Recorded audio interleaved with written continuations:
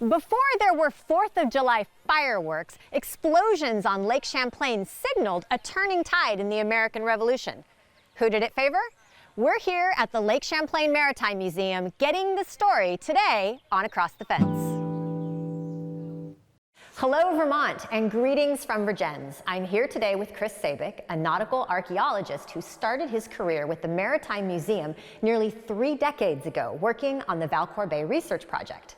Having since served as the Director of Conservation and Director of Research and Archaeology, he's now the museum's Executive Director. And Chris, today we are set up in a brand new exhibition here at the museum. It's called Fragments, Voices of the American Revolution on Lake Champlain. And it's kind of a back to Valcour Island moment for you. Tell us a little bit about the exhibition. Absolutely. We're really excited to open this new exhibition, tied to the 250th commemorations of the American Revolution. And we've taken the vantage point of looking specifically at the 3 days of combat on Lake Champlain that occurred from October 11th to October 13th of 1776. That's the run from the battle at Valcour Island down to what's now known as Arnold's Bay here in Panton, Vermont, where that kind of action came to a conclusion.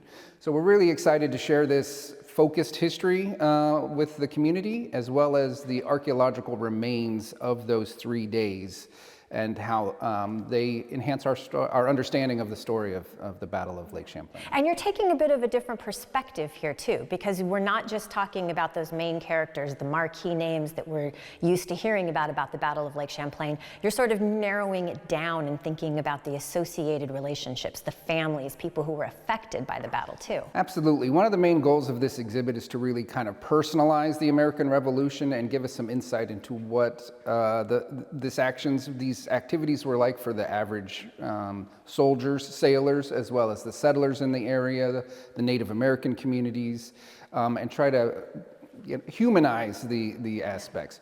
We intentionally don't focus on the big characters of history that we typically read about and try to minimize the amount of dates and names included in this exhibit for exactly that reason. Yeah. We really want to focus on the average people. Okay, so now I'm going to make you do a little bit of dates. Okay. Well, to take us back in time, it's sure. 1776, that's still early days of the American Revolution. Yes. Why is Lake Champlain so strategically important to the war effort?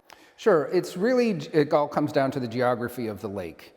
In conjunction with the Hudson River, Lake George, and the Richelieu River at the northern end of Lake Champlain, you have a nearly continuous water highway through what was then, kind of a trackless wilderness. So control of this corridor meant you controlled the flow of men and material and trade goods throughout all of New England. So both sides were very keen to control this waterway, and specifically Lake Champlain, which was kind of the heart of that highway. The Americans had used Lake Champlain as an avenue of invasion into Canada in 1775, and the British were going to do the same thing in the opposite direction in 1776. So defending the lake became a priority for the American forces. And the American forces are kind of at this point even thinking that Canada might join the American side of the war too. Yeah, that was certainly one of the motivating factors for the invasion of Canada in late 1775, is that they were hoping that the Quebecois would also rise up against the British. That did not happen, and that invasion ended poorly with a failed attack on Quebec City right at the end of 1775, and then ultimately the American forces were forced to retreat back to Lake Champlain when a large contingent of British reinforcements arrived in early 1776. Well, so here we are on Lake Champlain. How prepared are the colonists to take on the British on the lake? Well, they knew it was coming. I think there was a pretty good perception that this was going to be an invasion route for the British Army. Particularly Philip Schuyler, the Major General in charge of the Northern Theater, was very cognizant of what was likely to come, and he had started forwarding supplies and material to start a shipbuilding effort on Lake Champlain for the American forces. So there was some groundwork that was being laid. At the same time, Fort Ticonderoga was being reinforced. Mount Independence on the other side of the lake was also being constructed and manned and equipped. So, the preparation was there, but a lot of it boiled down to this shipbuilding effort. Yeah. Which And the took fact that place- the British Navy is rather good. Yeah, of course. Yeah, compared to the Royal Navy, the American fleet was small, was poorly manned, and marginally equipped. Whereas the Royal Navy, of course, had professional sailors involved, and was able to assemble a much more powerful fleet at the northern end of the lake at St. John. And so how does the battle go? Sure. The battle took place on October 11th of 1776. Arnold had placed the American fleet kind of behind Valcour Island, so between Valcour Island and the New York shore. And by Arnold, you mean Benedict Arnold? Yes, Benedict Arnold, the commander of the American fleet. And this location actually forced the British fleet to sail past the island, south of it, and then try to turn up into the wind to come to grips with the American fleet. And many of the larger British vessels were simply unable to sail into the wind, and therefore weren't involved in the main bulk of the fighting. But the British gunboats and a couple of their better sailing schooners were able to get close to the Americans. And there was about a 6-hour running gun battle between these two fleets. Both sides received some damage. I would say the American fleet took a heavier pounding, and they lost 2 ships, the Royal Savage, a small schooner, and one of the gunboats, the Philadelphia, which sank after being hit by a 24-pound cannonball. So as darkness fell, the Americans found themselves now kind of trapped in this location behind Valcour Island. The British set up a blockade from the southern tip of Valcour Island over to the New York shore to keep the Americans trapped in there. But remarkably, in the middle of the night, the Americans lined their vessels up single file with a lantern in the stern of each vessel that was shielded on 3 sides, so it could only be seen from directly astern. And they snuck through the British blockade and escaped south. So a very dramatic and rather remarkable escape. This led to the chase up the lake.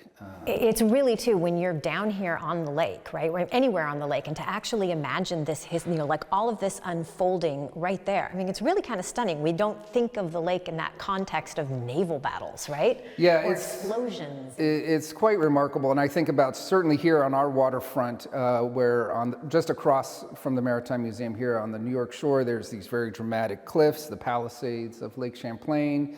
And to imagine these fleets chasing each other past that area and cannon fire echoing off of those cliffs, it must have been a very dramatic. Incredible. Well, we're actually even set up in front of a cannon that exploded on one of those gunboats on the New York. Was it on the New York? gunboat New York. Yeah. So what do we know about it? So this cannon, and actually the discovery of the muzzle of the cannon, the front end, really triggered that whole Valcour Bay research project, which you mentioned And at the you're introduction. beginning your introduction to Yeah, this? one of my first projects that I worked on here at the museum.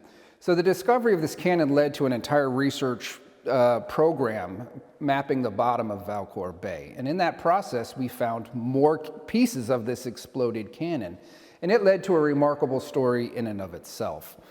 We came to find out that the cannon it's actually Swedish in origin, and it was cast in the early 18th century. So by the time of the Battle of Valcour Island, it was already nearly 70 years old. And how did it get here? That's a really interesting question. And here we veer a little bit into conjecture, but it appears that it was maybe proofed or tested in Amsterdam and then found its way into French service. Either it was sold to the French or captured by the French at some point on the continent, and was probably used to equip the French fort that's now at Crown Point, which was captured by the British during the French and Indian War. I have a feeling that gun was abandoned there and probably sat out in the elements for decades before it was cleaned up by the Americans in 1776 and put onto the gunboat New York. It's really crazy. Well, that's kind of where this next question is. What kind of story do we get from the artifacts about the revolution in 1776? Sure, the cannon is actually very emblematic of this, but it's a theme that we see throughout the artifact collections that have been gathered from the Philadelphia, from when it was recovered in the 1930s, from the Battle of Valcour Island site, and from here in Arnold's Bay as well, is that the American forces it was a ragtag force. These were folks that were equipped with whatever they could lay their hands on. There was not a standard issue military kit that was given to every soldier at this time. You brought what you had or what your militia unit provided. So we see a wide variety of different types of weapons and different ages of weapons. Not only was the cannon an antique at the time of the battle, but so were many of the hand weapons and muskets that the soldiers were using as well. Yeah, they're kind of doing the best they can with what they have. Exactly, yeah. It was early days in the war, and they were really scraping up whatever tools and equipment they could find. You know, we find musket balls of a particular size that suggest that these soldiers were mostly using their hunting rifles. These weren't military-grade weapons. But it was what they had and what they had to take to war. And like you said, that's one of the ways that this exhibition really helps kind of personalize the story of the Revolution, because now you're thinking about the process behind, you know, acquiring a weapon in order to go and fight. I have another question. You've been connected to the museum and the lake in its history, you know, your entire career. What's kept you here? The museum itself is, you know, it's become family to me, and it's quite a remarkable organization in that it creates connections to the lake, and obviously my main focus is on the history and the archaeology of the lake, which is what brought me here. But the museum connects people to the lake through a variety of ways. We have, you know, extensive ecology programming, boat building and rowing programs, of course, our other exhibits around the site. So it's the depth of the history here. Nice pun. Yeah, on Lake Champlain, and this organization's very special location and ability to interpret the lake and really connect people to the lake. You know, it's by connecting people to the lake, literally taking them out on the water, that you start to build stewardship for the lake, its environmental resources, its historic resources, and for the people that have lived here.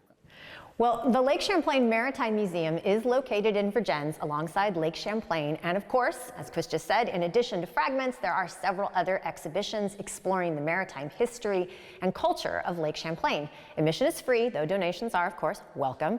Info for the museum is right there on the screen. Chris, what do you hope folks take away from fragments?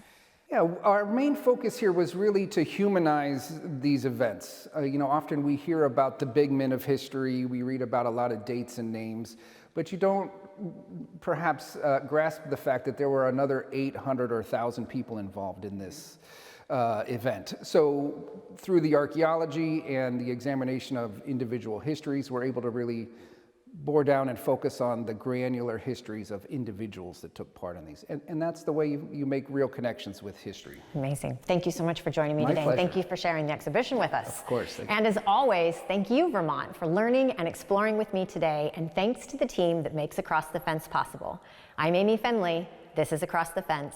Come back and let's learn and explore again tomorrow.